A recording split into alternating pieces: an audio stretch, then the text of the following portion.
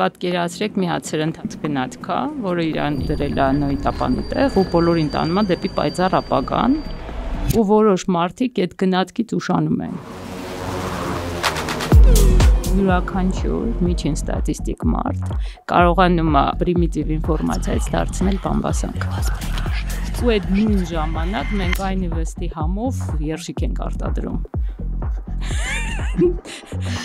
Փաստը շատ կարևոր է տեխնոլոգիական դետոքսը։ Դրա համար գոնե շաբաթը մի անգամ ամեն ինչ աճատում եմ ու գնում եմ իմ բարթերն եմ կտրում, իմ խնձորն եմ հավաքում։ Այդ կարևոր է մարդ մնալու համար, ինձ թվում է։ Բնության մաս մնալու համար։ Ռետրոգրադ ամնեզիա ունեի շատ, ոչ մեկի չէի հիշում։ Հենց հետաքրքիր էր ամուսինս եկել էր ինձ համար թարգման մեր, որտեղ մենակ հայերեն էի խոսում, ուրիշ լեզվով չէի խոսում։ Հետո իրան նորից սիրահարվեցի, որ չէի ճանաչի ով է։ Մի բան չէի մոռացել, դա իմ երեխեն է։ Մայրությունը ոչ մի ձևի չես կարա մոռանաս, էլի։ Ինքան շնորհակալ եմ իմ ծնողներից, որ ինձ մտածել են սովորացրել։ Բացի այն, որ կրթության ունակությունը եւ այլը, ասենք հնարավորություն են ստեղծել, բայց ինձ կոնկրետ կրիտիկական մտածողություն են սովորացրել, որ ամեն ինչի հետևից հարցական դնել։ Արհեստական բանականությունից ես չեմ կարծում, որ վախենալ է պետք, մարդկային հիմարությունից է պետք վախենալ։ Կանանց երկար ժամանակ չեն թողել մտնեն գրադարաններ, որ չզարգանան, որովհետև սատանու գործ է։ Մարդկանց ավելի հեշտ է խոսել ոչ շնչավոր կամպանիանի հետ, քան շնչավոր կամպանիանի հետ, բայց հիմա մենք ինչ որ անում ենք, օրինակ դու էլ, Հայկն էլ, ես էլ միասին իրար հետ արեցինք մարդկայնացնել AI-ի հետ խոսելուց, AI-ները սենց են անում, իրան որպես գործիք օգտագործես, ոչ թե խոսես հետը։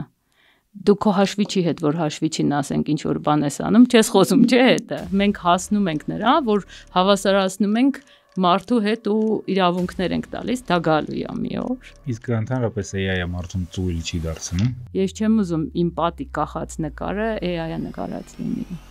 Թող փոշիների մաքրիմի։ Ուղղակի շատ հետաքրքիր գործ կա, էլի, որ մարդուն կարա մնա։ Ոնց որ մարտահրավերը են մնում, որ հասցնենք մենք մարդկային մակարդակում այնքան կրթվենք, որ ճիշտ հենց ասած հենդլ անենք այս զարգացումներին։ Դա միակ ճանապարհն է մարդկությունը տանել դեպի ավելի հաջող ապագայի։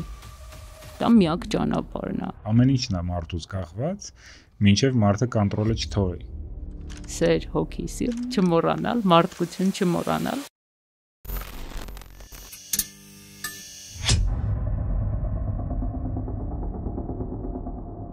Կարինե ջան, բարև ձեզ։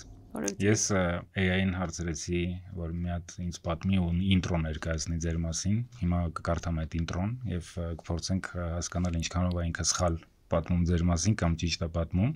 եւ ավելի կարեւոր է կփորձենք հասկանալ ինչ եմ ես արել, որ ինքը սխալվել է կամ ճիշտ է պատմում։ Հիմա կարդում եմ։ Այսօր ունենք եզակի շանս բացահայտելու տեխնոլոգիաների եւ մարդու էության խառնուրդի խորքը հյուրիս միջոցով։ Նա ոչ միայն բժիշկ է, ոչ միայն գենետիկ, ոչ միայն գիտնական, նա ապակողնորոշող կարգավորիչ է, որը ցույց է տալիս, թե ինչպես կարելի է AI-ը օգտագործել առանց մոռանալու, որ հենց մենք ենք մտածողը։ Այսօր մեր հյուրն է մի մարդ, ով տասնամյակներով ուսումնասիրել է մարդու մարմինը, բայց երբեք չի դադարել մտածել ինչ է իրականում բանականությունը։ Կարինե Սարգսյանը, բժիշկ, հետազոտող, ապագայի մտածող։ Նա ղեկավարում է Cedars-Sinai օնկոբանկը, նախկինում հիմնադրել է Եվրոպայի ամենամեծ կենսաբանկերից մեկը Biobank Grass-ը,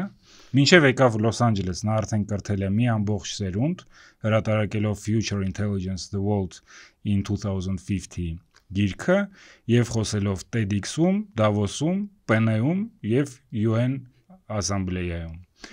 Նա այն նրբանկատ մասնագետներից է, ով ամեն դեպքում համադրում է AI-ի հնարավորությունները, էթիկան եւ մարդկային հոգեբանությունը, ցույց տալով, թե ինչպես կարող ենք առաջ գնալ առանց կորցնելու մարդկային դուբլը։ Սենց բան է ստացվել։ Ինչն էր ստեղ ճիշտ, ինչն էր սխալ եւ ընդհանրապես ինչի է սենց պատասխան ստացվել։ Ապակողնորոշողը հետաքրքիր էր, որովհետև կա տենց բան։ hard fact ոչ մի բան սխալ չէր։ Համակցությունը շատ հետաքրքիր էր, մարդկային դուբլը երևի երկվորյակների մասին է, ես մոլեկուլյար ու դիջիտալ երկվորյակներով եմ զբաղվում, որ in silico մարդկանց հետազոտում ենք ու անընդհատ այդտեղ ասում եմ, որ մենք պետք է չմոռանանք, որ կա հոգեբանական սֆերա, որը որ, ասենք, մենք չենք կարող ամբողջովին կրկնօրինակել in silico Երևի այդ մի քիչ լավ չէր հասկացել ինչ եմ ասում,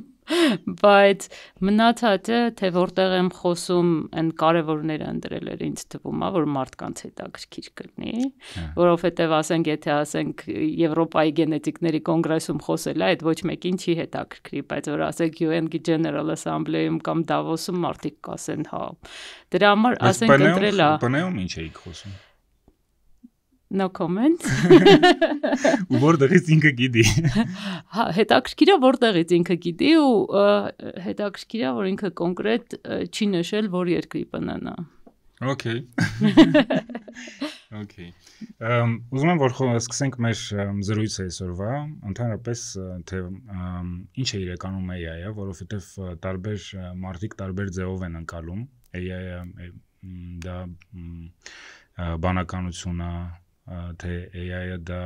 ինչ որ գործիք է, ձեր ոնց որ մոտեցումով AI-ը ինչ է։ Ֆորմուլաների հավաքածու է, ընդհանրապես, բայց սկսենք նրանից, որ սրանից մի քանի տարի առաջ ես իմ լեկցիաներից մեկում դա ցույց տվեցի ու դրանից հետո Վիկիպեդիան դա ուղղեց։ Գերմանախոս Վիկիպեդիայում արհեստական բանականության բացատրությունը 2015 թե 16 թվականին արհեստական բանականությունը 1955 էր, 54 էր այն ժամանակից կա։ Ու մենք անընդհատ օգտագործում ենք առանց մտածելու դրա մասին, որ մենք դա անընդհատ օգտագործում ենք, մեկ էլ հանկարծ ինչ որ բում եղավ, որովհետև Gen AI կա, որ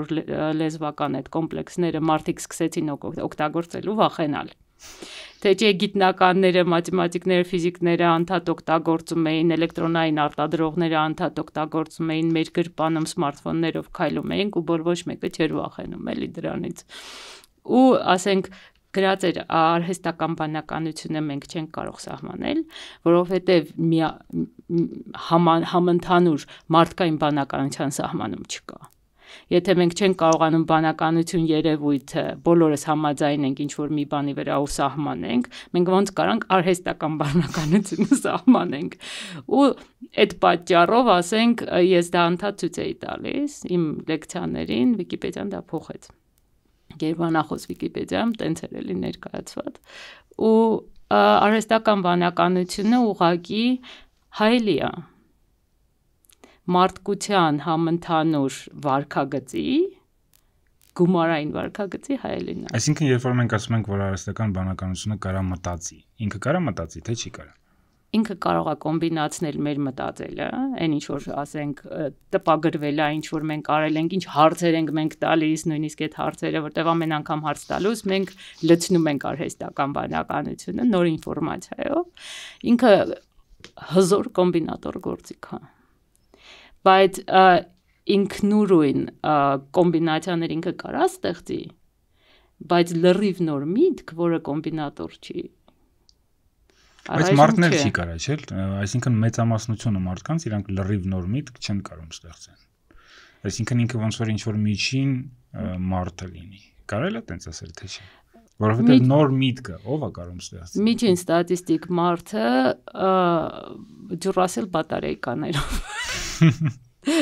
Չէ, ասենք յուրաքանչյուր միջին ստատիստիկ մարդ կարողանում է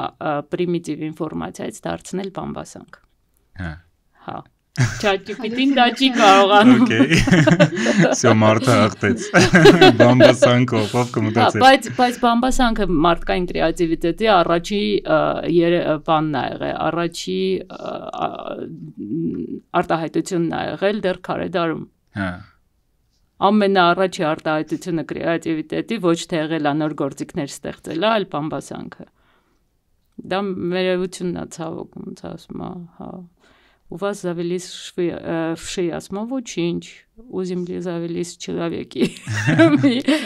люди, այսինքն, բայց բան է, էլի մարդկային կրեատիվիտետը ցավոք սրտի ավելի շատ է ուղղությամբ ագնում։ Իսկ այն ձևը կամ այն միջոցները ոնց որ օգտագործվում է հիմա AI-ը մեծամասնության մարդկանց մեծամասնության կողմից դա ոնց եք մտածում ճիշտ են օգտագործում կարողանում են օգտագործել սովորել են օգտագործել մարդիկ արդեն եթե մենք համայն մարդկությունը սովորենք AI-ը որպես գործիք ճիշտ օգտագործել մեր ահագին հաջող առաջընթաց կունենայինք, բայց դրա փոխարեն մենք զբաղված ենք նրանով, այս երեք եմ նայել հատուկ այս խոսակցության համար ամենահաճախ նկարների բանը, հարցումը, այս մեր տարածաշրջանում ինչա, ինչ նկարի վրա, ինչ փող են, հա, զոնքաչներին խոզիկիտ նկարելը, մեկ էլ կեսուրներին պոզեր։ Լուրջ։ Չգիտեմ ինչքանով է հավաստի, անկեղծ, որովհետև ChatGPT-ն այդ պատասխանը տվեց, կարող է այդ ուղղակի կատակեր, բայց շատ տարօրինակ որ հենց այս ռեգիոնի մասին ինքը տենց ասաց։ Ուրեմն ինքը պատկերացնում էր, որ ինչ-որ մի բան պատկերացնում էր ինչ ռեգիոնում է, ու գրել էի, որ ինչ որ սյուր բան, որ ժպտացնի, ասա ամենահաճախ այդ հարցերից, ու ինքը այդ պատասխանը տվեց ինձ։ Եթե մենք դրա փոխարեն կամ այսօր լեկցիայի կարդում ցույց եմ տալիս, այդ տեսեք երկվորյակները սարքեցինք սովորական օնկոլոգիայից լավանալու պրոցենտը հավանականությունը սրանից 30% է, այս երկվորյակներով հասցրել ենք 98.5%-ի լավանալու հավանականությունը ու այդ նույն ժամանակ մենք օգտագործում ենք այս ինչով, որ ասենք կայնիվեստի համով երշիկ ենք արտադրում Փաստը կա այն որ ասում են Googleable information ու այդ իհարկե փակեցին այդ բանը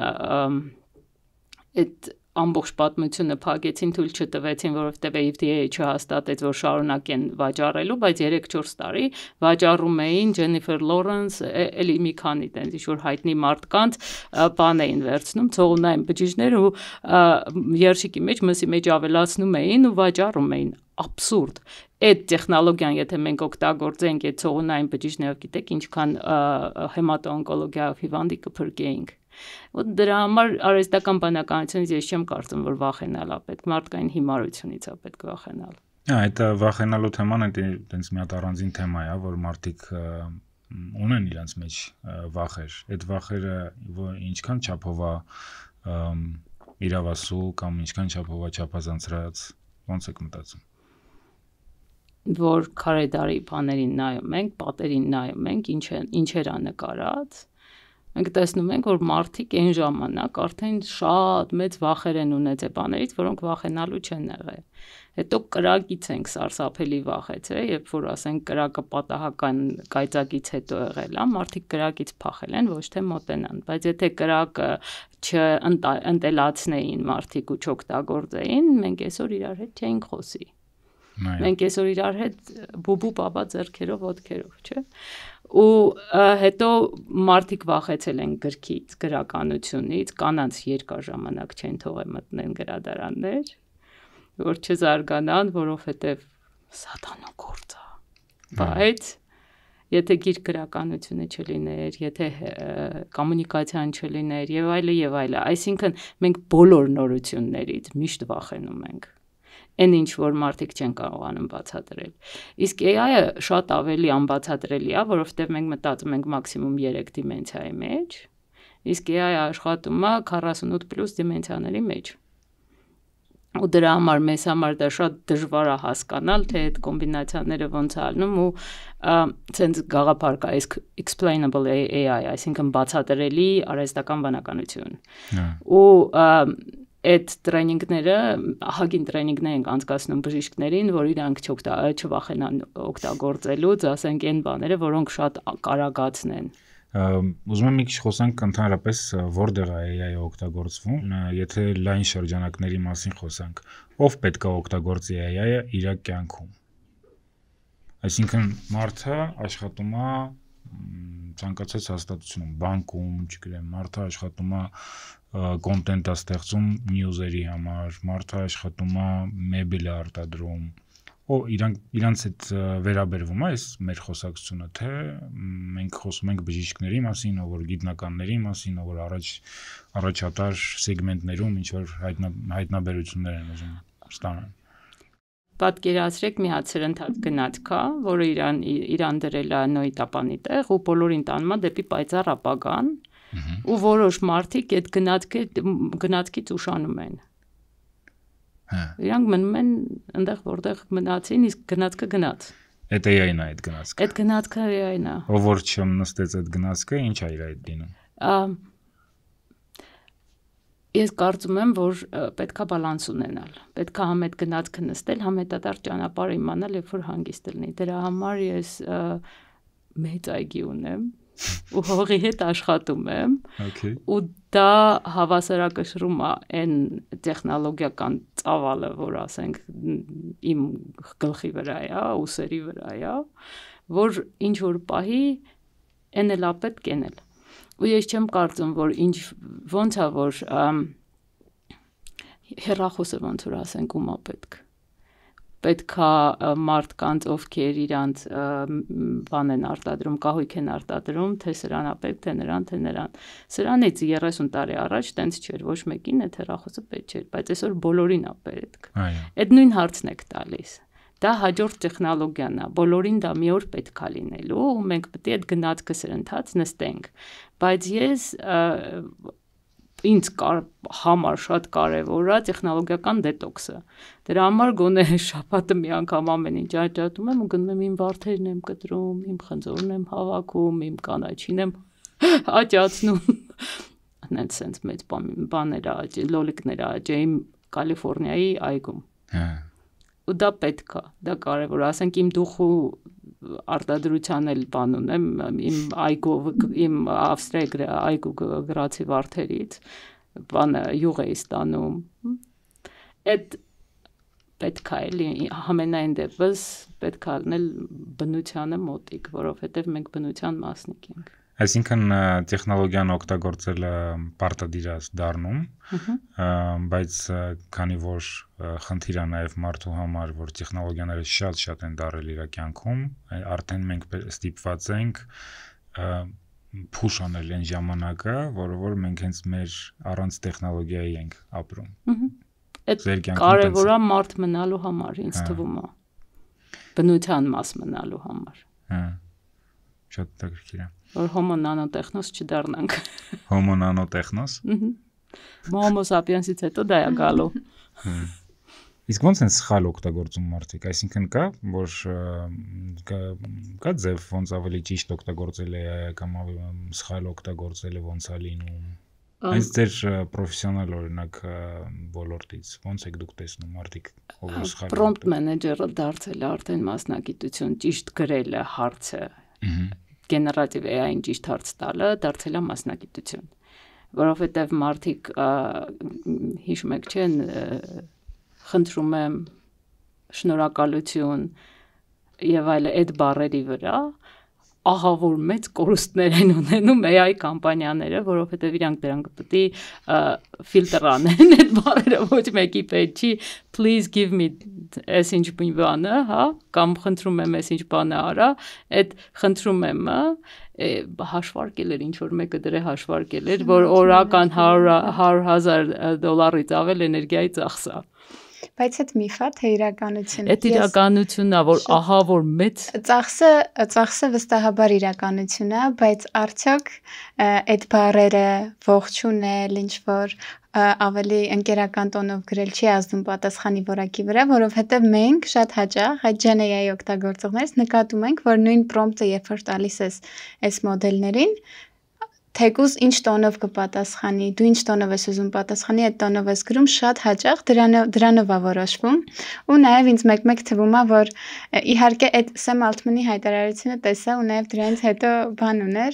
ինտերվյու ուներ, ասում դե իհարկե կատակ եմ անում, նորմալ է, որ մարդիկ սենց գրեն եւ այլն, բայց ինձ թվում է այդ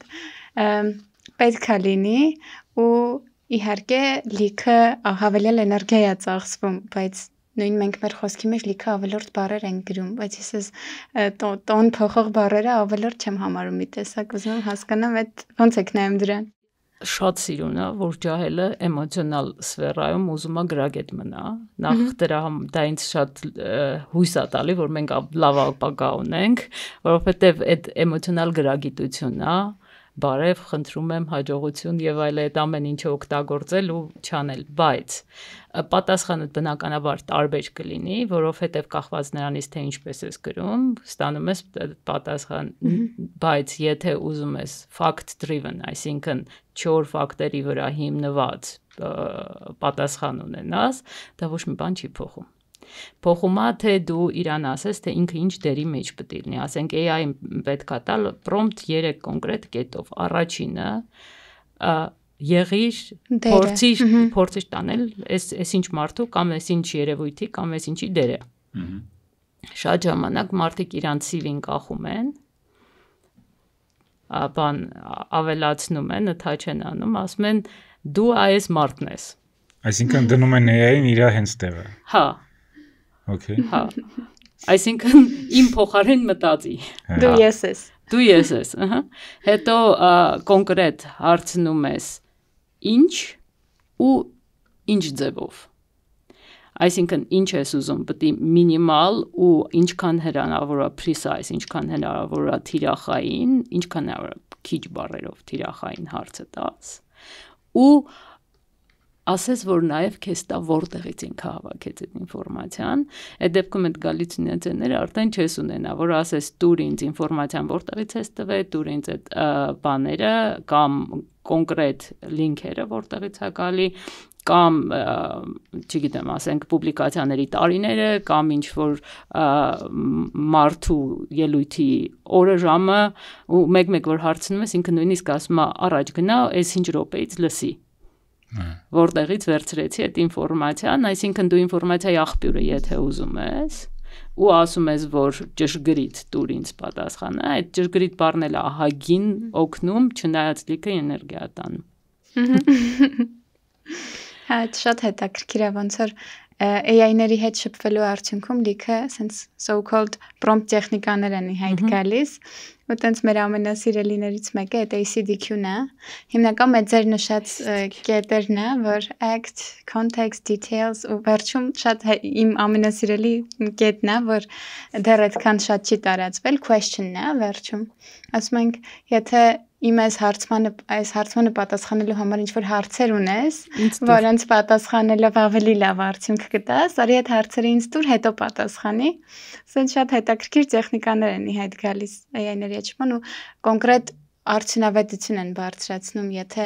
ուղղակի ինչ-որ մարդկային ձևակերպումներով ավելի քայլ հարցնելով կարող է կես ժամում այդ հարցը լուծես, կարող է մի հատ ACDQ սարքես առաջին պրոմպտից քեզ բավարարող ու ավելի ճշգրիտ պատասխաններ տա, շատ հետաքրքիր է։ Այդ հարց տալու մասը, մանավանդ եթե ինչ-որ քեզ գիտական ինֆորմացիա պետք,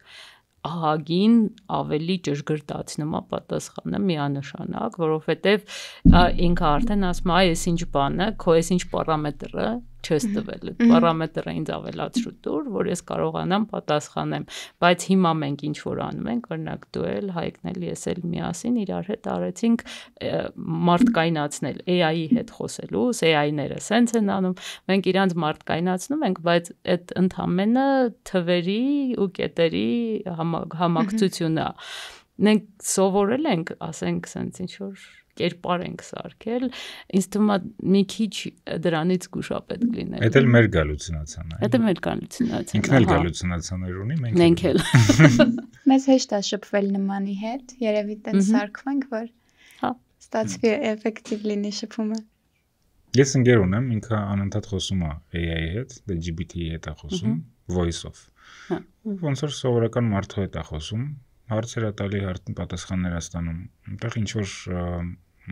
վտանգներ կա, որ ինքը սխալ ինֆորմացիա կստանա։ Ուղղակի խոսալով։ Միանշանակ։ Ոնց է դա արտահայտվելու։ Արտահայտվելու է նույն ձևի, ինչ որ ասենք գիտական հարցի մեջ սխալ ինֆորմացիա տաս, Նենց էլ այդտեղ ուղղակի ինքը հետաքրքրությունը ինչու՞մ է, որ մարդկանց ավելի հեշտ է խոսել ոչ շնչավոր կամպանիանի հետ, քան շնչավոր կամպանիանի հետ, որովհետև ոչ շնչավոր կամպանիանի հետ խոսալուց մի քանի անգամ, երբ որ դու ասում ես ինձ հետ, ոնց ենք ասում, ինչպես խոսես, ինձ հետ խոսի, այնպես որ դու ինձ ամեն ինչը հասկանում ես, այդ մարդուն ոչ մեկը չի հանդիմանում։ Իսկ եթե ինչ-որ մեկին ոչ մեկ չի հանդիմանում, ոչ մեկ կրիտիկայի թեկուզ չի ենթարկում, կոնստրուկտիվ թե դեստրուկտիվ, այդ մարդը չի աճում։ Մարդը լճանում է կամ հետ է գնում։ Դա իմ պատկերացմամբ երևի ամենախոշոր վախն է, որովհետև եթե դու չես ասում եղիր իմ իսկական ընկերը, ու նաև եղի կրիտիկ, եթե ես ինչ-որ մի բան սխալ եմ, այսինքն էլի գալիս ենք ինչպես խոսես իր հետ, դա արդեն վտանգավոր է, որովհետև կզարգանա, ասենք, կոմպլեքս всемогущества, կամ մարդը իրոք կլճանա, ոչ մի նոր բան չի ուզենա սովորի, ոչ մի նոր բան չի անի, որովհետև սովոր կլինի, որ իր հետ ամեն ինչ համաձայնում են, ինքը միշտ ճիշտ է, ու շրջապատի հետ դժվար կլինի արդեն շփվելը։ Դա մարդկային շփման բավականին խոշոր խնդրեմ է, որ կարող ենք կորցնենք դրա միջոցով։ Իրականում դա էլ է mindset-ից գալի, ինձ թվում է, որովհետև նույն AI-ին ես օրինակ շատ հաճախ սիրում եմ ասեմ, որ ինքը criticize անի, քննադատական մոտենայի ասելիքին, ու տենց հետաքրքիր կետեր է բռնում, որ ավելի խորը մտածելի է տանում, ու ոնց էր հավես brainstorming է ստացվում, դու իրան հարց ես տալի, ինքը ասում է, չէ, բահլի մի հատ էս կողմից նայի այդ խնդրին, ու ավելի սենց խորը քեզ նայող, ավելի խորը մտքերի շուրջ խոսող ընկեր է դառնում, ոչ թե տենց միշտ համաձայնվող, ու շատ հաճախ նաև տենց հետևում եմ մարդկանց ռեակցիան այդ համաձայնվելուն, շատ հաճախ նյարդայնացնում է այդ։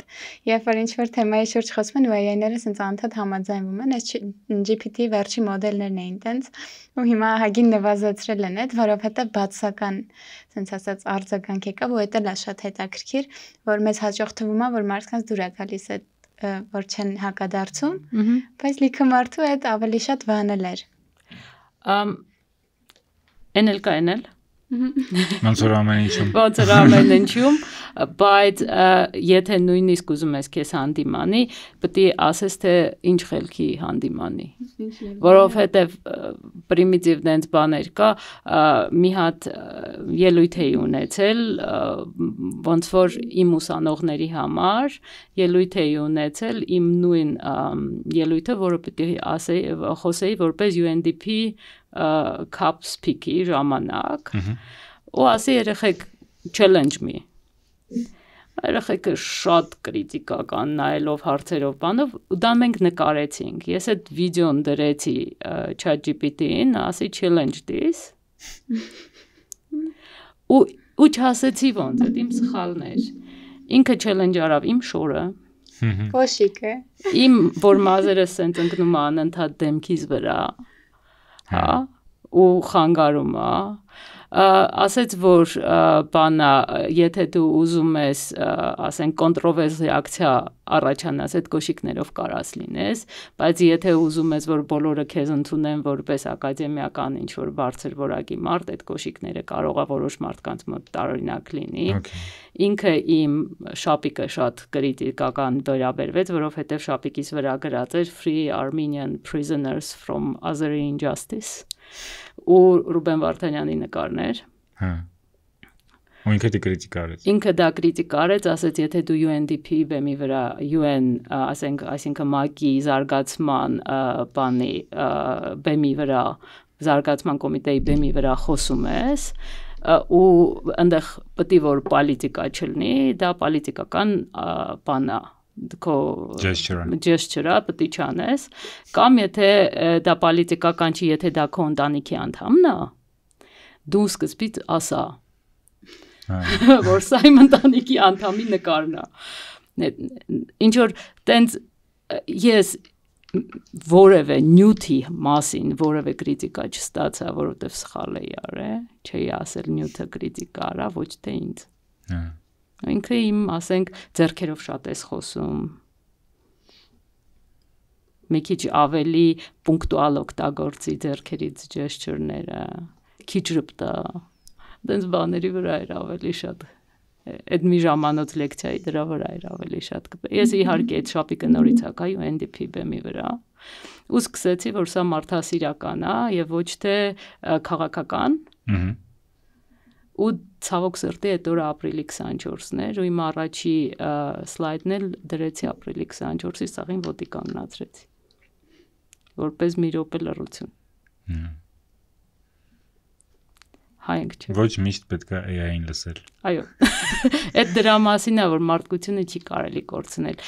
պետք է որպես գործիք օգտագործել որովհետև հզոր գործիք է ու մեր գործը շատ է հեշտացնում գիտնականների գործը AI-ը շատ հեշտացնում է հրաշալի հաճելի բան է որովհետև բայց ինքը կարա սուտ ասի չէ շատ են խոսում նրա մասին որ դու AI-ի հետ խոսում ես ու ինքը քեզ ապատեղեկացնում է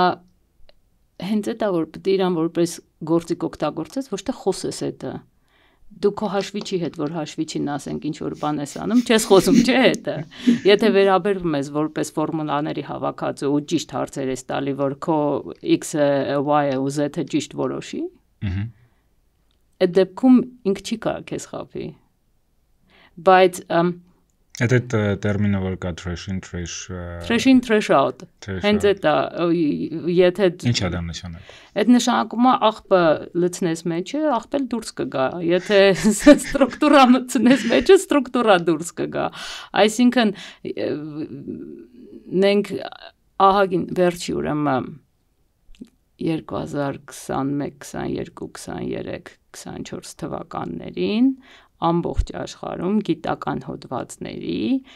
ամենաբարձր տոկոս չեղյալ համարելն ու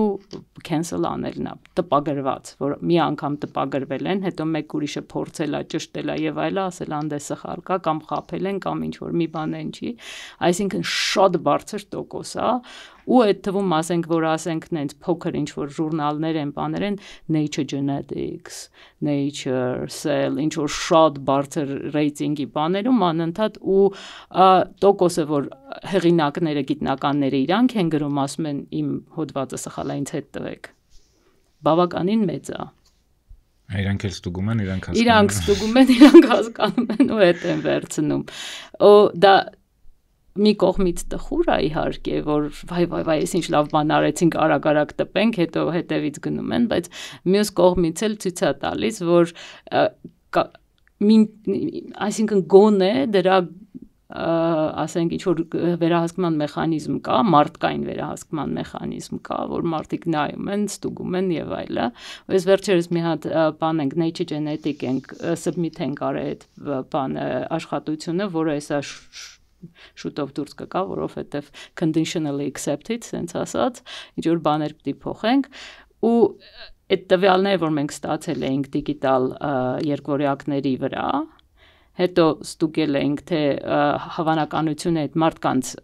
բուժելու հավանականությունը կամ գոնե ռելապս առաջացնելու հավանականությունը 30%-ից դարձավ 80%։ Որովհետև մենք կարողացանք ասենք in silico, այսինքն վիրտուալ աշխարհում սկզբից այդ տեստերը անել, որն է իրանց վրա ավելի լավ ազդում, հետո նոր իրանց դեղը տանք ոչ թե ստանդարտներով բոլորին նույն ձևի։ Այսինքն անհատական մոտեցանք այդ մարդկանց ու ահագին հաջողություն ունեցանք։ Ինչ արեցինք, վերցրեցինք ինչքան նմանատիպ բաների խմբերի վրա պուբլիկացիաներ կար, հավաքեցինք իրար գլուխ ու համեմատեցինք մեր տվյալների հետ։ Ու որ այնտեղ տեսնում ես 1-2 հատը գրաֆիկից լրիվ դուրս են մեծամասնությունը այդ մեջտեղում են շատ մոտիկ են ու մի հատ մեկը ներքում է մեկը վերևում է հարցում ես ասում ես լավ ինչի հետո այդ մարդկանց հետ հանդիպում ես կամ զանգում ես ասում ես ժողովուրդ տպում եմ դուք out of scope ինչ ա եղել դրանցից մեկը ինքը իրանցը ստուգեց նոր մեթոդներով ու հետ քաշեց իր պուբլիկացիան ինքնուրույն ասաց ես սխալվել եմ իսկ այդ ես սխալվել եմ կամ ես չգիտեմ ասելու գաղափարը շատ սիրուն գաղափար է որ մարդը կարողանում է դա ասի դա մեծություն է շատ քիչ է հանդիպում Հայաստանում հա մեր մեծամասնությունը ամեն ինչ գիտեն հա ոնց որ Այդ AI-ների մոտ է նաև շատ հաճախ հանդիպում մեր հրանտներ։ Շատ լավ մի հատ post գրել այդ թեմայով, ասում ոնց որ այն վատ ուսանողներից լինեն այս AI-ները։ Ինչ գրում ես, պատասխանում է, նույնիսկ եթե այդ մասով ինֆորմացիա չունի, մի բան հորինում գրում է։ Իրոք այդ շատ մարդկային է, ու ես էլ տենց հիմա որ ուզեմ հիշեմ, լիքը տենց դեպքեր կա, որ ուղղակի ինչ որ բառեր ենք ասում։ Նույն ոնց է AI-ը թոքենները շարում է իրար կողք բերում տեքստը դնում դիմաց հետ մթոն պատասխանեց լրիվ այդ բանն է որ նյութ չկա բառեր են հնչում դու ինչ որ տեքստ ես լսում մարդիկ խոսում են դու լսում ես բայց տակը բովանդակություն չկա շատ հետաքրքիր է ու որտեղ է լիքը տենց համեմատելի է որովհետև տենց է երկու դեպքում էլ տենց է այդ բայց շատ ցավոտ թեմա է էլի բայց որ սկզբին գնանք ասեցինք չէ որ դա մարդկանց հավաքական հայելի է Դրա համար սիմուլյացիան է մարդկային Ես չգիտեմ ինչի ես վերջերս անընդհատ այդ ցիտատան ասում եմ բանի Ստանիսլավ Լեմի Нам не надо больше слов, нам нужны зеркала Մարդկային բան երկու օրինակ բերեմ մեկը զվարճալի օրինակ է մեկը տխուր Ուրեմն զվարճալի օրինակը ճապոնացիք շատ արագ AI-ը դարձրեցին մատերիալ, այսինքն հոթելում ահագին բաները, օրինակ ուտելիքը սենյակ տանելը կամ ինչ-որ մի բան պակասա սենյակ տանելը եւ այլը ռոբոտներով էին անում, AI ռոբոտներով մարդիկ հարցնում էին, ուզում էին, հեռախոսով զանգում էին, բանը generative AI ռոբոտը պատասխանում էր ու բանին ուղարկում էր, որ տանի։ Ուրեմն այդ նոր ստեղծած ռոբոտին իրանք ասել էին նայի մարդկանցից եւ սովորի ու չէին ասել միայն հոթելի աշխատող մարդկանցից։ Մի շաբաթ ընդեղ ինչ որ ջահել երեխեքի խումբեր եղել, որ մեկը մյուսի դուռը թակե փախել էին։ Ու այս AI ռոբոտը սովորել էր դա ու գնացել էր ինչ որ երեխեքից ավելի լավ էր անում։ Շատ մեծ պաշտոնյայի գիշերը ժամը 3-ին Թակե փախել էր ոչ մեկը չէին գտնում ինչ ա եղել հետո բանով վերահսկման կամերայով նայել էին այսինքն խցիկով նայել էին տեսել էին որ ռոբոտն դուրը թակե փախե որովհետև դրանից ասենք շաբաթ ու կես առաջ թե շաբաթ առաջ այդ երեխեքին իրար հետ այդ խաղը տեսել էր ու այդ շտկել էին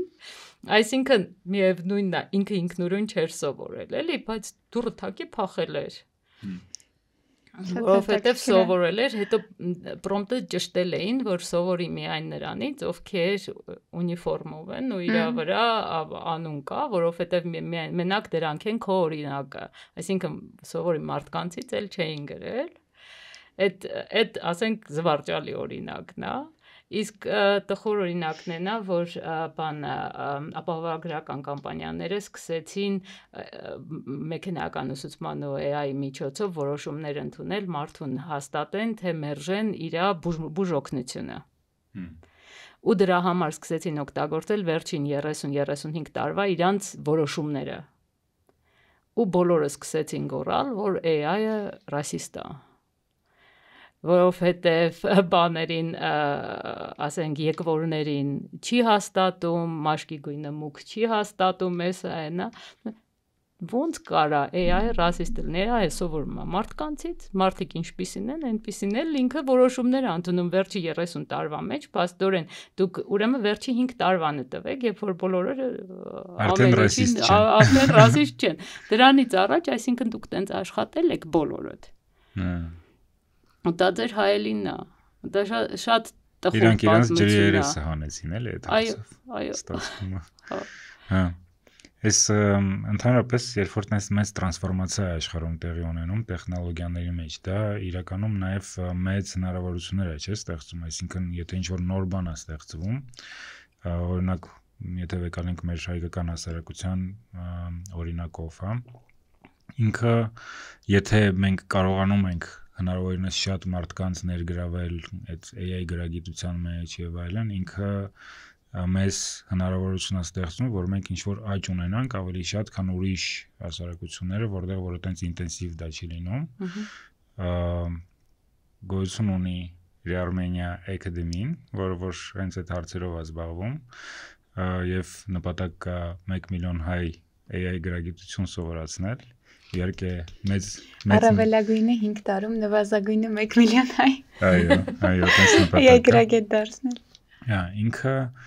հնարավորություն է ոնց ասեցի, բայց նաև պետք է հասկանալ, որ AI-ը դա ոնց որ sense հիմա արդեն բազային բան է, ոնց որ գրել կարդալ է սովորես, էլի, ոնց որ պետք է էթիկ կարողանաս անես, հետո դրանից հետո արդեն քո գործի մեջ որպես էքսպերտ, որ ինչ գործել դու անես, դա կարողանաս կիրառես։ Եթե դու AI-ը կիրառում ես քո էքսպերտիզայից դուրս, քո մոտ երևի քիչ է, չէ՞, հավանականությունը, որ դու կարողանաս իրան լավ օգտագործես, այսինքն ոնց է вообще դա աշխատում։ Երկու բան, մեկը նախ դու պետք է էքսպերտ լինես, որովհետև այդ դեպքում մենակ կարելի է տարբերել ու ոչ թե, ասենք, եթե դու AI մասնագետ չես, այն սֆերայում որտեղ որ դու AI օգտագործում ես, պիտի էքսպերտ լինես։ Այլակերպ անիմաստ է AI օգտագործելը ինքը քեզ կարա։ Կյանքում բոլորն են չէ էքսպերտ ու AI-ը նաև առօրյա է մտել։ Չէ, այսինքն մենք մեզ հետ պետք է անկեղծ լինենք էլի։ Նու, ամենապարզ օրինակը, երբ որ ինչ-որ կենցաղային խնդիր է լինում, դու ուզում ես AI-ին դիմես, չգիտեմ, լվացքի մեքենան է փչացել։ Այդտեղ էքսպերտ չարժի էքսպերտ լինես, պետք է դիմես իրան վերաբերվես օգնական, կարծում եմ դիմես, այն ինչը արդեն խորը մասնագիտական է, միանշանակ, որովհետև դժվար կլինի հալյուցինացիան բռնելը։ Այդ մասով տենց շատ կողմ եմ։ Չեմ հիշում, որ երկրում էր ոնց որ Հնդկաստանում էր ինչ-որ միտեղ այդ փչացած գործիքները ինքնուրույն սարքելու ցանկացողները, որոնք օգտվել էին AI-ից, ոչ թե ինչ-որ իրոք գրքից կամ official tutorial վիդեոներից, այլ AI-ից էին օգտվել, ինչ-որ թիվ կար, որ այդ մարդկանց 15%-ը հոսանքի զարկից մահացել է։ Որովհետև ուղղակի, ասենք, official tutorial-ներ կան, կարելի է օգտվել, ու չի պատադիր չի օգտվել, այսինքն ավելի լավ գործիք կա։ Նայած խնդիրը ինչքան խորն է, որովհետև շատ հաճախ ինչ-որ ակնհայտ բաներ է, որ չենք նկատում, այնտեղ մեր թիմում մի հատ դեպքեր եղել, պրինտերը չէին կարող միացնեին, գիտեինք touch screen-ով է, ասում է, չէ, ինքը աջ ներքևի հատվածում hard button կա, այս մոդելը տենց է միանում, այսինքն բայց այդ մոդելի գիրքը որ բացեիք, առաջինը կասեր, այդտեղի կնոպկանսը գիրքը կորել է, ոնց որ բոլոր ինստրուկցիաները online attend instruction manual չկա, որ online չլինի։ Դա շատ ավելի, այսինքն hard fact driven, չէ, առաջինը Google-ում, որ ուղղակի փնտրեիր կամ իրանց կամպանիայում բացեիր այդ բան, միանգամից instruction manual-ը, նույնիսկ Amazon-ում այդ նույն գործիքի instruction manual-ը կարայիր գտնել։ Հա, ցանկացած գործիքի սայթում կլինի իմ կարծիքով։ Տենց գործիք չկա, որ իր instruction manual-ը այդ սայթում չլինի։ Բայց դա ուրիշ արտացակում է։ Մի տեսակ այդ ես հիմա շատ համաձայն եմ, որ աշխարհը շատ փոխվել է, ու Հայկն էլ որ նշեց հոսանք, հեռախոս համակարգիչ, իրոք AI-ը ինձ թվում է շատ ավելի մեծ հեղափոխություն է բերել մեր կյանք, քան էտեր, ու 30 տարի առաջ իրոք մենք չէինք պատկերացնի, որ այսօր ամեն մեկս մի հատ համակարգիչ բռնած ամբողջ օրը պտտվելու ենք։ Հիմա AI-ն է մեր կյանքում, ու հիմա այս համատեքստում ես մտածում եմ, որ արդյունավետ AI օգտագործող լինելու համար դու պիտի այդ AI first mindset-ը ունենաս, առաջինը AI-ով փորձես այն խնդիրները լուծես, որոնց բախվում ես, ու հիմա մտածում եմ, թեկուզ այս մեկնաբանությունները լսելուց հետո ես եթե դժվարանամ պրինտերը միացնեմ, չեմ գնա իր գիրքը փնտրեմ, այլ առաջին հերթին կամ կնկարեմ, կուղարկեմ, կասեմ ոնց ես առաջարկում ես այս սարքը խոդի գցեմ կամ վիդեոն կմիացնեմ, real time կհարցնեմ ինչ անեմ։ Գործիքը ինչ մեծության էր ջան, մի հատ ասա, էլի ձեռքով ցույց տու, ինչ մեծության գործիք էր։ Սենց հոտ գործիք էր, պրինտեր էր, սեղանին դրած։ Ու դու իր 4 կողմը չէիր նայ, այն էր հարցնում։ Այդ քեզ կոնկրետ իմ հետ չի եղել, բայց ամեն դեպքում, երբ որ շտապ ինչ-որ խնդիր է պետք լուծել, չես ընկնում աչուձախ, ինչ-որ Չէ, մի րոպե, աչուձախը ո՞րն է, գործիքը այսքան է։ Այդ գործիքի 4 կողմը նայելը տևում է մաքսիմում, եթե դու շատ դանդաղ մարդ ես 10 վայրկյան։ Հա, բայց միշտ չի որ այդ ինտուիտիվ է, միշտ չի որ գործիքին չես նայում, AI-ն ես հարցնում։ Դու կարաս չպատկերացնես, որ այնտեղ կնոպկա է, չէ՞։ Բայց էլի գործիքի, այսինքն առաջինն է ինքը պետք է հոսանք ունենա։ Պրիմիտիվ պետք է ասենք բանից, հա, ցանցից հոսանքը գա, առաջինը դա պետք է ստուգվի։ Այո։ Հետո այդ հոսանքի հաջորդ этаպը որտեղ է, որովհետև բոլոր գործիքները ընդհանուր միանում անջատվում են ինչ որ մի տեղից։ Ու այդ ընդհանուր անջատման տեղն է փնտրում։ Այդ կլոր որ մի հատ շուրջը sense պտտեի, դրա կարիքը չի կունենա, ես գարանտիա եմ տալի։ Հա, բայց ինտերֆեյսերը տարբեր են, չէ՞, երբ որ տանում ես օրինակ մեծ էկրանով սարքադրած, որտեղ լիքը sense կնոպկաներ կան, էկրանը touch է, դու մտածում ես, որ իր աշխատանքային տարածքը էդ է։ Այդ արդեն մտածելու պակասն է, որ մենակ գիտես ինչի՞ց է դա, մեր տեսահորիզոնը այսքան է։ Printer-ի touch screen-ն էլ այսքան։ 90% ժամանակը մարդկանց այսենց են նայում էկրանի վրա հեռախոսի։ Ու շուրջ չեն նայում, մեր շուրջն է չենք նայում, գիտես ինչքան սիրուն ու լավ մարդկանց են կորցնում, սիրուն ու ծաղկած ծաղիկներ են կորցնում, սիրուն շունիկներ, սիրուն կատուներ, սեր են կորցնում շրջապատում, որտեղ այստեղ ենք մանգալի, ոչ թե շուրջը։ Դա ինձ համար օրինակ ցավոտ երևի թե ես հասկանում եմ, որ հեշտություն է թվում AI-ին հարցնելը, բայց եթե ասենք անկախ հետազոտություն անենք printer-ի 4 կոմը նայելու այդ արագ կլներ թե գրես ու պատասխան ստանաս, հավատա ինձ այդ 4 կոմ նայելը մի քանի վայրկյան է։ Ու մենք այդ մեր հորիզոնը, որ մենք նայել ենք անընդհատ հորիզոնին, մինչև ասենք երկինքը կպնում է երկրին, մենք այդ հորիզոնը կորցրել ենք, սահմանափակում ենք։ Դա շատ տխուր է ինձ համար։ Ամեն դեպքում իմ միտքը ավելի շատ վերաբերում է այդ approach-ին, մոտեցմանը, որ այսօր printer-ը կլինի, վաղը ավելի բարդ case կլինի, ու եթե մենք առաջ, չգիտեմ, 5 տարի առաջ թեկուզ, մինչև GenAI-ի դուրս գալի 3 տարի առաջ, եթե մենք այդ հարցը կլուծեինք օրինակ 2 ժամում, printer-ը մոռանանք, ուրիշ դեպք, ուրիշ case-ի վրա նայենք։ Այսօր մենք դառնում ենք superhuman։ Ես այդ բառը շատ եմ սիրում, որովհետև մենք Ես դիզայներ չեմ, բայց ես կարամ դիզայն անեմ, ես կարամ իմ պատկերացրած կերպարիքներին այսօր կյանք տամ, հետո շարժեմ, տեսնեմ, լիքը շատ հետաքրքիր հնարավորություններ կա, որ առաջ ամբողջ թիմեր էին պետք ու մեխանիկական լիքը աշխատանք պիտի անեին այդ թիմերը, ու այսօր AI-ը այդ մեխանիկական աշխատանքն է անում։ Այդ դրականի ֆոնին ես չեմ ուզում մենք բանանենք, AI-ի լիքը կարևոր դրականները կորցնենք, որովհետև էլի ցանկացած բան մարդը կարա անի, ու երբ որ դու գիտես մենակ ես ու այդ քո վրա է, դու հաստատ հետաքրքիր լուծումներ կմտածես։ Ուղղակի հիմա այդ լուծումները փոխվում են նոր մակարդակ, դու ավելի մեծ պատկերներ, մեծ ֆլոեր ես գցում ու դրանց համար ես հետաքրքիր լուծումներ մտածում։ Ոնց որ իմ պատկերացմամբ մարդկային մտածողությունը հնարավորություն է ստանում մի մակարդակ վերև բարձրանալու ու այն փոքր մեխանիկական խնդիրները, որ դու պիտի լուծեիր առաջ, որովհետև չկա ռոբոտ, որ լուծեր։ Դու սկսում ես մեծ մտածել ու արդեն խնդիրների լուծումներ գծել։ Համաձայն եմ ամեն ինչի հետ ինչ որ ասեցիր, բայց մարդկայինը եթե դրա մեջ կորցնում ես, ինքնուրույն մտածելու ունակությունը կորցնում ես ու դրան անընդհատ ուշադիր չես, դա ինձ համար շատ ցավոտ է, որովհետև մեր ուղեղը մարզման կարիք ունի, եթե մենք այդ ուղեղը չենք մարզում անընդհատ, ինքը բնականաբար հետ է գնում, հիշում ես իդիոկրասի, գնում ենք այդտեղ, ու դա բավականին տխուր կարա լինի։ AI-ը գործիք է, ու իրան պետք է վերաբերվել որպես գործիք, ու յուրաքանչյուր գործիք պետք է սրել, պետք է օգտագործել, պետք է մի օր պատյանից անել, մի օր պատյանը դնել։ Ու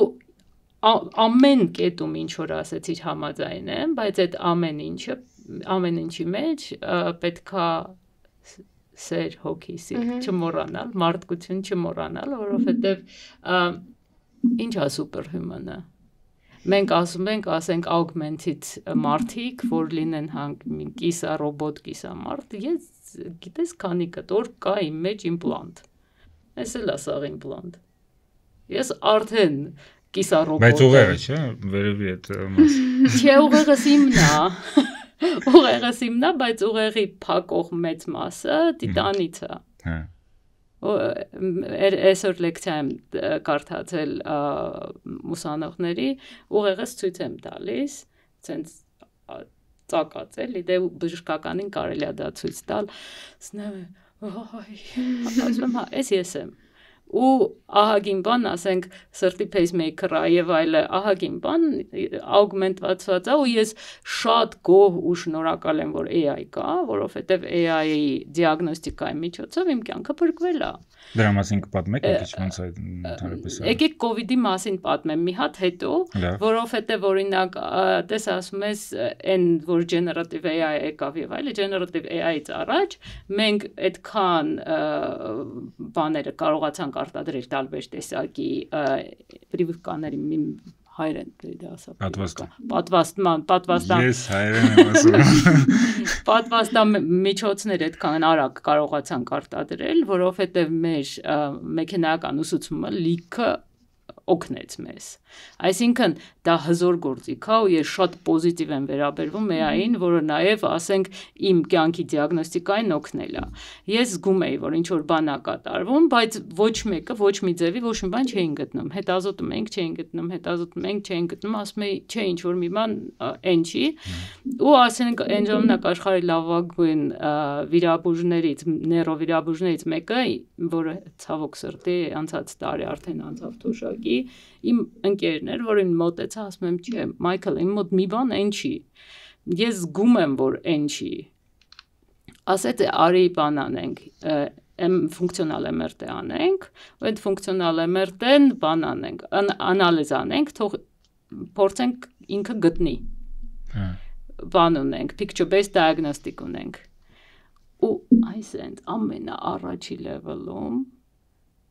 գտանք, հեռացրեցինք ու չնայած ես ռետրոգրադ ամնեզիա ունեի շատ, ոչ մեկի չէի հիշում, հենց հետաքրքիր էր ամուսինս եկել էր ինձ համար թարգման մեր, որտեղ մենակ հայերեն էի խոսում, ուրիշ լեզվով չէի խոսում,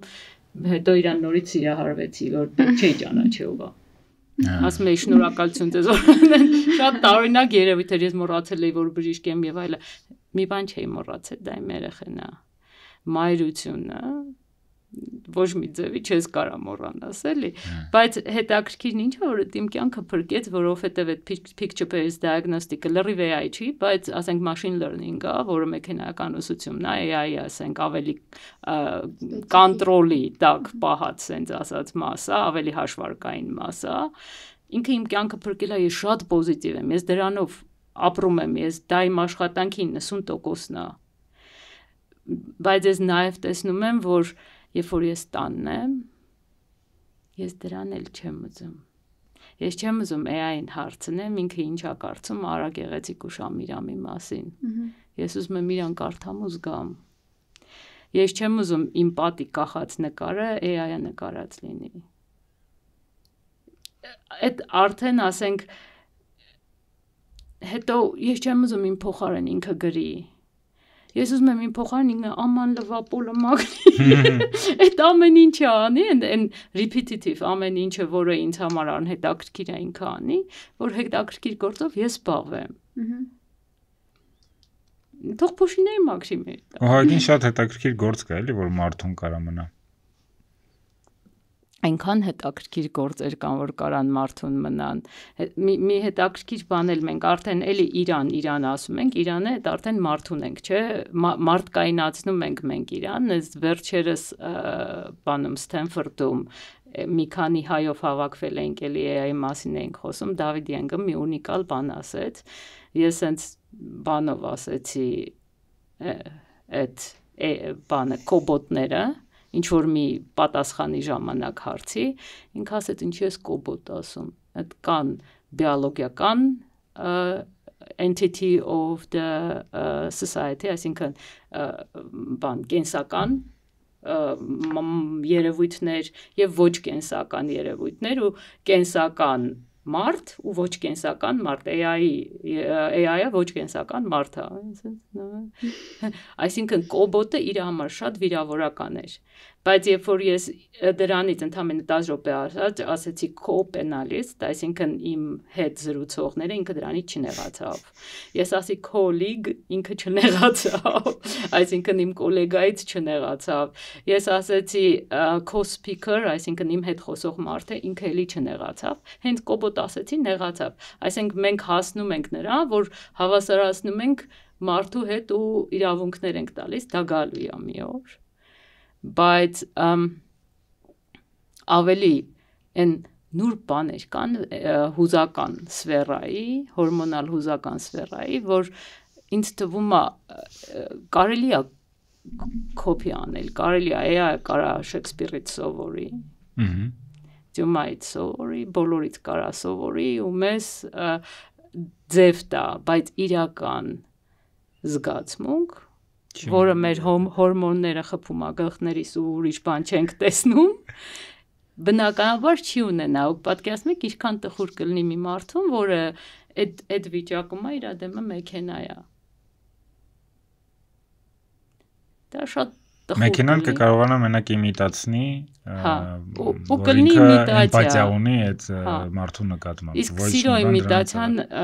իսկ այդ մարդը իրան կխափի, որ ինքը զգաց ինչ որ բան այդ էմպաթիայից, որը որ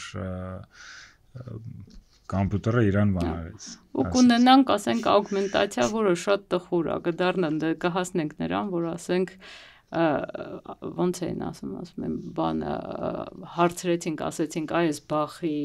համար 3 սիմֆոնիան է, փորձի այդ սիմֆոնիայի նման ինչ որ սիմֆոնիա գրես, բայց ոչինչ չզգացի, որ լսեցի։ Իմ մոտ տպավորությունն է, որ ինչ պետք է զգայիր, ասենք ոնց որ խոտի դեզ է, այդ խոտի դեզը եթե դասավորված չի, հյուսված չի, կամ ասենք ավելուկի դեզ է, բայց որ ավելուկը հուսած է, դա գիտես որ Հայաստանից է։ Այդ տարբերությունը ինչ որ միևնույնն է հուզական սֆերան, մանավանդ մայրությունն է, ինձ թվում է դառնալու անջրպետ։ Ես սա կյանքս ինչ հիսում եմ, սիրահարված եմ նույն մարդուն անընդհատ ու մոտավորապես 3 տարեկանից ու ես ինչ շրջվի ես աշխարհը, ես էլ եմ այդ լենտաները թերթում, ես էլ եմ անընդհատ գեներատիվային հարցեր տալիս, շատ ավելի շատ քան պետք է։ Նենց չի, որ ոտերս ամպոտ երկնքից իջել եմ, բայց երբ որ այդ ամեն ինչ ցած եմ դնում ու իմ ընտանիքին եմ նայում, ես հասկանում եմ, որ հուզական սֆերան ոչ մի ձևով ռեպլիկացիայի չի ենթարկվում։ Ու մենք դա պետք է չմոռանանք, ու եթե մենք սովորացնում ենք մարդկանց, որ իրանք AI-ից օգտվեն, մենք պետք է նաև սովորացնենք իրանք, որ իրանք դա օգտվեն որպես գործիք, որպես մեզ դարձնեն մեր աշխատանքային եւ ասենք պրոգրեսիվ իմաստով superhuman համաձայն եմ, բայց տանը կոկնոցը թակի գնա քո տորման փաթաթի։ Ու հաճույք ստացի դրանից։ Ու ես ահավոր հաճույք եմ ստանում դրանից, երբ որ իմ ընտանիքին կերակրում եմ։ Իսկ ընդհանրապես AI-ը մարդուն ծույլ չի դարձնում։ Մարդու ուղեղն է սարսափելի ծույլ դարձնում, որովհետեւ մենք շատ հաճախ մոռանում ենք հարցնենք, բայ ինչի սա ով ասեց ու հարց չենք տալիս։ Ես որ փոքր էի, ինչ որ մի բան որ ասում էի, մայրիկս ասում էր, իսկ ինչի տենց մտածեցիր։ Այդ ինչի հարցը տալիս էր, ասում էր, մի հատ արի անալիզ անենք, իսկ դա ում է ձեռնտու, եթե դու ասում ես, այս ինչ ինֆորմացիան, այս ինչ երևույթից եմ ստացել։ Դա քեզ օգուտ է թե վնաս է։ Այդ անալիզի ինքան շնորհակալ եմ իմ ծնողներից, որ ինձ մտածել են սովորացրել։ Բացի այն, որ կրթության ունակությունը եւ այլը, ասենք հնարավորություն են ստեղծել, բայց ինձ կոնկրետ կրիտիկական մտածողություն են սովորացրել, որ ամեն ինչի հետևից հարցական դնել։ Եթե մենք նույն ձևի մոտենանք AI-ին ու իր պատասխաններին, դա մի հրաշք սիմբիոզ կլինի։ Եթե մենք ռեզիգնացիայի գնանք ու ամեն ինչին ասենք հավատանք, մենք կորչենք։ Մեր մտածելու ունակությունը ուղղակի կկորչի։ Այսինքն էլի նույնպես մարդուց է էլի կախված ինքը ոնց է վերաբերվում այդ գործիքին։ Եթե ինքը ամբողջությամբ տրվի դրան, ինքը իրանից ոչ մի բան չպահանջի, մենակ AI-ից պահանջի, վերջը լավ չի լինի։ Եթե ինքը Անտոնի որպես ինչ որ աղբյուր, որտեղից որ ինքը կարողանա տեղեկատվություն ստանա, հետո դա մի 15 անգամ critical thinking-ով իրան հարցեր տալով ամեն ինչով փորձի սիտով ոնց որ չգիտեմ հայերեն ոնց է դրա մեջով մաղել, անցկացնել, կարող է լավ արդյունքներ կարող է։ Դեպքում իրոք սուպերհյումն է։ Այո։ Այդ դեպքում լրիվ համաձայն եմ, բայց այդ քրիտիկական մտածելակերպը պարտադիր է։ Այդ հարցեր տալը պարտադիր է, ընդունելը պարտադիր է։ Այս նոր քիչ առաջ Նարեկ եթերախոսով խոսում էի, ասում եմ իմիջիալոց բարևում էր քեզ։ Որ Նարեկի մասն է։ Ռեյնջի Նարեկ։ Հատուկ հարցերից։ Ասում եմ, բան ինձ մի հատ շատ հայտնի համաշխարհային հայտնի ոդկաստեր հրավիրել է հյուր, չեմ համաձայնվում, չեմ գնում, որովհետև ես որ նայում եմ իր ոդկաստները կամ սուր պոլիտիկական են, կամ զգում եմ, որ ինչ որ մի օգուտ ստացող կա, ինձ հրավիրելուց չեմ հասկանում իր օգուտը դեռ ինչ է։ Ու դրա համար պատրաստ չեմ գնալու։ Նարեկ ջան, հետս մի հատ մտածի, երբ որ մտքովդ անցնի, ինչը կարա այդտեղ օգուտ լինի, ինձ ասա, ես կգնամ, հաճույքով կգնամ, ինքը շատ բարձր ռեյտինգ ունի, բայց իմանամ օգուտը իրա ինչ է, որ ես պատրաստ լինեմ, ինչ իմանամ ոնց եմ պատասխանում։ Այսինքն այդ հարցերը այդ խորությունը ինձ թվում է առայժմ համենայն դեպս մարդկային ուղեղը մենակ ունեն, էլ սուր ուղեղը, արտահայտված ուղեղը։ Ստեղ ոնց որ մարտահրավերը են մնում, որ հասցնենք մենք մարդկային մակարդակում այնքան կրթվենք, որ ճիշտ, հենց ասած հենդլ անենք այս զարգացումներին, որովհետև եթե մնա մեր այդ հիմիկվա scrolling անել բուջուր attention span եւ այլն, այդտեղ արդեն ռիսկերը մեծանում են, բայց երբ ծնողը ճիշտ երեխա է դաստիարակում, երբ երեխան իր շրջապատում այդ critical thinking-ն է տեսնում, այդ դեպքում AI ռիսկերն են նվազում։ Այս հնարավորությունները մեծանում, ռիսկերը նվազում են ու ոնց որ superhuman ասածը հենց դրա մասին է, երբ որ դու հնարավորությունից ես օգտվում, ոչ թե իր ծանր ռիսկերի տակ մնում, ինքը ծանրանում է քո վրա, ու դու կորցնում ես մարդկայինը։ Միանշանակ համաձայն եմ, նույնիսկ ավելի ասեմ, որ դա միակ ճանապարհն է մարդկությունը տանել դեպի ավելի հաջող ապագայի։ Դա միակ ճանապարհն է։ Ու մի հատ գիրք եմ գրում, մի հատ գոլեգաներից մեկը ասեց, քո այն ապագայի մասին գիրքը երբեք գրե, ասում եմ ինչի մասին, որովհետև ինքը դե բեսթսելեր է, ասենք 5 միլիոնից ավել անգամ վաճառվելուց հետո դրել ենք լրիվ անվճար կարելի է դաունլոդ անել, արդեն 130,000 անգամ էլ դաունլոդ են արել, ասում եմ լավ, երբեք գրե, ասում եմ ինչի ես հարցնում, ասում եմ այն ժամանակ այդ գեներատիվ AI-ը կար, թե չէ դուք եք գրե, թե գրան։ Ասում եմ չէ, մենք ենք գրե, հիմա էլ նոր գիրք եմ գրում, որը բան ուղեղ, բան միջակետ, օգտագործման մանյուալ։ Շատ ձեռնարկ։ Օգտագործման ձեռնարկ, այսինքն brain and instruction manual։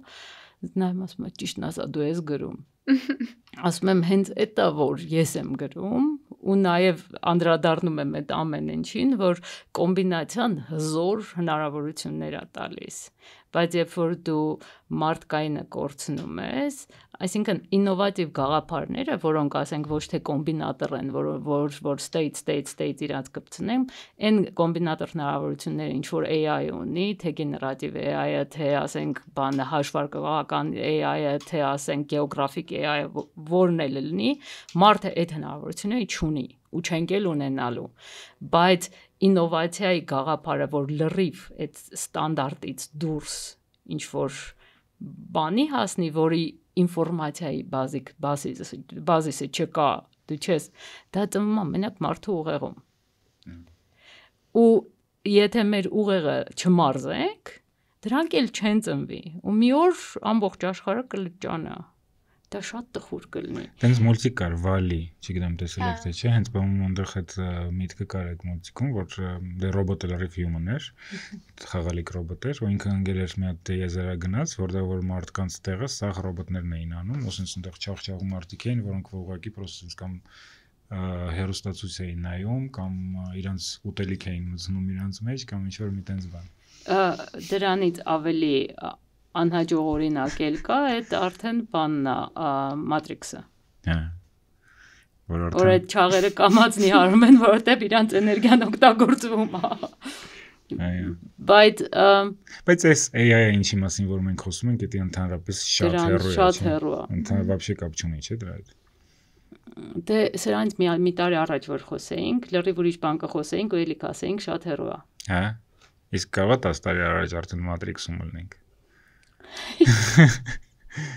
10 տարի հետո նկատունը։ Դրա համար ասում պետք է մարդկային է չկորցնենք։ Տարբեր վտանգներ կան, այդ թվում նաև այդ չաղ մարդիկ մենակ կամ Matrix-ը, բայց ավելի խոշոր բաներ կան։ Ուրեմն գնացել էի լսարանում, ելույթ էի ունենում, աղվերանում մի հատ տղա հարց տվեց, ինչի չեն արգելում AI-ը։ Որտեվ հնարավոր չի, չէ՞ երևի։ Չէ, ես հարցում եմ, իսկ ինչի արգել են։ Դες խոսում ենք ոնց կարելի է հզոր սուպերհումեն ունենալ, ասենք հաջողություններ ունենալ, ինչի արգել են։ Ասում է, չէ՞ որ կարող ես AI-ով շատ precise մեծ քանակությամբ մարդկանց ոչնչացնել։ Դա վտանգ է։ Այդ վտանգի համար մենակ պետք է արգելել։ Ասում եմ, լավ, արի դու ինչ մասնագետ ես, ասում եմ, պատմաբան եմ։ Ինքը ինձնից նեղացավ, բայց շատ խելացի տղա էր։ Ասում եմ, ինչ մասնագետ ես, ասում եմ, պատմաբան եմ։ Ասում եմ, արի մարդկային պատմության մեջ հիշի ինչ որ մի հատ թռիչքային ինովացիայի շրջան, որտեղ այն գործիքը, որ կարելի էր օգտագործել ի օգուտ մարդկությանը, չի օգտագործվի մարդ սպանելու համար։ Երբ որ բնականաբար ոչ, ստեղծել ենք ասենք կացինը կամ դանակը ինչ որ մեկի գլխին կամ մեջքին ենք խփել։ Ստեղծել ենք պարսատիկը, որ թրջուն խփենք, իրար ենք խփել։ Եվ այլը, մինչև ասենք միջուկային էներգիան ու միջուկային զենքը։ Որը որ արդեն կարանք սպանենք միլիոնավոր մարդկանց, որը AI-ից այդ շատ մարդ, շատ ավելի արագ կարա սպանի։ Ու մենք չենք կարողանում դա արգելենք։ Բայց չէ որ միջուկային էներգիան ահագին մարդու կյանք է սիրունացնում։ Այո։ Դա որոշման հարց է, դա մարդկայնության հարցն է, humanity, այդ երևույթի, որ մարդ լինելը, մենք ինձ համար են, որ հայերենը շատ ճոխ է, հայերենի կեսը կարելի է օգտագործել որպես վատ բառ։ Ասենք սովորական վարունգը կարելի է օգտագործել որպես վատ բառ, չնայած շատ համով բանջարեղեն է։ Հայերենի մեջ մի հատ շատ տխուր արտահայտություն կա, որ դա ինձ համար ամենավատն է, որ ասում են մարդ չի։ Այդ մարդկայինը, մարդ լինելը, որ պահենք, բարիությունը, ինձ թվում է ոչ թե գեղեցկությունն, այլ բարիությունն է աշխարհը փրկելու։ Որովհետև եթե հոգիներից մեջ բարությունը պահենք, մարդկությունը պահենք, AI նման գործիքով մենք կարանք շատ հզոր բաների հասնենք։ Իսկ եթե չպահենք, նույնիսկ պարսատիկով կարանք իրար ոչնչացնենք, AI-ը պետք չի լինի։ Մենք այս վերջի երևի 20 կամ 30 րոպեն կենտրոնացել ենք AI-ի տենց բացասական կողմերի վրա, բայց ես հիշում եմ, որ մեր խոսակցության սկզբից մենք ասացինք, որ բոլոր էդի գնաց կա, որ գնում է, ով չնստեց, էլի ոնց որ մնում է հետևում։ Այսինքն մենք մի հատ աշխարհում ենք հայտնվել, որտեղ որ տենց contradiction կա, չգիտեմ էլի հայերեն ոնց է։ Հակասություն կա, ու որը որ էլի մարդկության ձեռքի մեջ է, էլի մենք ոնց դա կկարողանանք օգտագործենք, մենք ոնց իրար հետ կպայմանավորվենք մարդկանցով ոնց կպայմանավորվենք, ոնց ենք մենք AI օգտագործում, ինչ ենք մենք սահմանափակում, ինչ չենք սահմանափակում, մենք մի քիչ դանդաղ առաջ գնանք կամ մի քիչ արագ առաջ գնանք, այդ սա խելի մարդուց է կապված, էլի։ Ամեն ինչն է մարդուց կախված, մինչև մարդը կոնտրոլը չթողի։ Միանշանակ համաձայն եմ, մի հատ էլ հետաքրքիր բան կա, ասենք մենք շատ ամեն տեղերում մեր այդ որ ասեցիր ոնց կառավարենք ու ոնց կոնտրոլ անենք, ամբողջ գիտության ընթացքում, մանավանդ բժշկական գիտության ընթացքում, եթե նայեք, մենք միշտ ինչ-որ մի հատ խոշոր խնդրեմ ենք ունեցել, հետո դրա կարգավորում, հետո մի հատ խոշոր խնդրեմ, հետո դրա կարգավորում, միջուկայինն էլ, էլի մի հատ խոշոր խնդրեմ, հետո դրա կարգավորում։ Ցավոք սրտի, կարգավորումը միշտ ուշանում է։ Այսինքն մի հատ խոշոր խնդրեմ մեկը լինելու է, հա։ Այդ թեորիայով ուզում եմ, որ մարդկությունը իր պատմությունից սովորած լինի։ Բայց ոնց որ այդքան էլ ռեալ բան չի, հա։ Բայց սկսում են չէ կարգավորումները։ Այսինքն երևի հերթականությունը տենց պիտի լինի։ Հա։ Մի տեսակ հակառակը չես էլ հիմա իմ մոտ չի ստացվում պատկերացնել, որովհետև երբ որ չգիտես ինչա, չես էլ կարա կարգավորես, բայց այդ կարգավորումները ոնց որ իդեալական դեպքում, չնայած պետք չի իդեալական դեպքերին էլ, բայց գալիս են ենթադրությունների հիման վրա, որ դու պատկերացնում ես պոտենցիալ ռիսկեր ու դրա համար կարգավորելով գնում ես ոչ թե post factum ես անում։ Այդ իդեալական դեպքում տենց պիտի լինի։ Բայց իդեալական աշխարհում ոչ մի բան չկա։ Այո, դրա համար ուղղակի տեսնում ես, որ ինչ որ թեկուզ պարլամենտներում Ամերիկա եւ այլն սկսում են ինչ որ կարգավորումներ արդեն քննարկել, փորձել բերել մեր կյանք, ինձ թվում է դրա տեմպից է կախված շատ։ Վերջերս Ջեզդայում ահագին քննարկում էր Ջեզդան բանն է Geneva Science Diplomacy ակումբն է, որտեղ ասենք իրոք գիտության դիպլոմատիայով զբաղվող մարդիկ են այդ ակումբի անդամները, որոնք ասենք ուղիղ UN-ի հետ կապ ունեն, GCP-ի հետ կապ ունեն, որը ասենք այդ Geneva Security Group-ն է, որտեղ ասենք մտնում են բոլոր security բաները երկրների տարբեր բոլորը որը իրար հետ նույնիսկ կռվում են, այդտեղ իրար հետ խոսում են, էլի։ Այդ sense մեծ քննարկում է AI թե ոչ AI, բոլորը բնականաբար ասում են AI, որտեղ ինքը մեր կյանքը շատ հեշտացնելու է, մեզ շատ հաջողակ բաների ատանելու, բայց ու այդ բայցը թե ինչ արագությամբ մենք կկառավարենք դա ու ինչքան խելացի կկառավարենք դա դրանից կախված կլինի, այդ մեծ բանը կլինի, բումը կլինի, թե չի լինի, ես հույս ունեմ, որ չի լինի։ Ես էլ եմ աշխատում լավատես լինել, մտածում եմ, որ նաև կարա ամեն ինչ լավ լինի ու մենակ լավ կողմեր AI մարդկությանը օգնի։ Շնորհակալություն այսօրվա շատ հետաքրքիր զրույցի համար, հույսով եմ մեր դիտորդներն էլ հետաքրքիր կլինի եւ եթե ձեզ հետաքրքիր է, թողեք մեկնաբանություններում ձեր կոմենտները, միգուցե հարցերը AI-ի մասին, որ մենք հասկանանք ինչի մասին նաեւ խոսենք ապագայում, որովհետեւ պլանավորում ենք մեծ շարք անել, փորձել AI-ը ավելի հասանելի դարձնել եւ AI գրագիտությունը զարգացնել Հայաստանում։ Շատ շնորհակալություն։ Ինձ շատ հետաքրքիր էր ձեր հետ զրուցելը։ Երևի մի քանի հարցերին մի քիչ ավելի խորը պատասխան հենց ունենամ, կուղարկեմ։ Որ մյուս հյուրերին ավելի բարդ հարցեր տակ։ Շնորհակալություն։ Մերսի։ Մերսի շատ։